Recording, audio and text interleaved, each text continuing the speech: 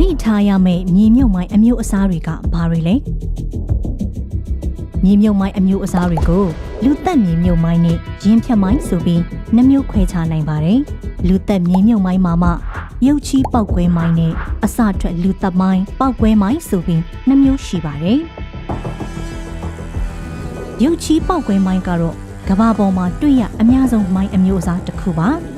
မြေကြီးအောက်တွေမှာမြုပ်ထားလေးရှိပါတယ်အစထွက်လူသက်မိုင်းပောက်ကွဲမိုင်းဆိုတာကတော့ပောက်ကွဲတဲ့အခါမှာအစအနာလိုပြန့်ထွက်သွားတာကြောင့်ထိခိုက်သူကိုယ်တိုင်သာမကဘဲအနီးအနားပတ်ဝန်းကျင်ကတခြားသူတွေကိုပါပြင်းထန်စွာဒဏ်ရာရပြီးအသက်သေစေနိုင်ပါတယ်အစထွက်လူသက်မိုင်းတွေကတော့ရုပ်ချီးပောက်ကွဲမိုင်းတွေထက်အရွယ်အစပိုကြီးပြီးပောက်ကွဲအားပိုမိုပြင်းထန်ပါတယ်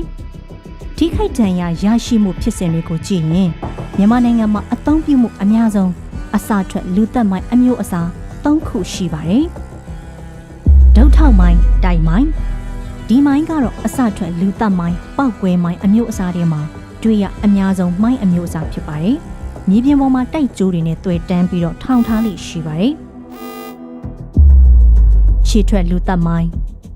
ဥတီထားတဲ့လားယာတစ်ခုတည်းကိုပဲအစအနာတွေဖြာထွက်ပေါက်ကွဲစေဖို့ဒီဇိုင်းဆွဲပြုလုပ်ထားပါတယ်ရှေ့ထွက်လူသက်မိုင်းကိုမြေပြင်မှာစိုက်ထားတဲ့ခြေထောက်နှစ်ချောင်းထောက်ပေါ်မှာလည်းထောင်ထားနိုင်တယ်လို့သစ်ပင်ပင်စီပေါ်မှာချိတ်ပြီးတော့လည်းထောင်ထားနိုင်ပါတယ်ခုံပြန်ပေါက်ကွဲမိုင်း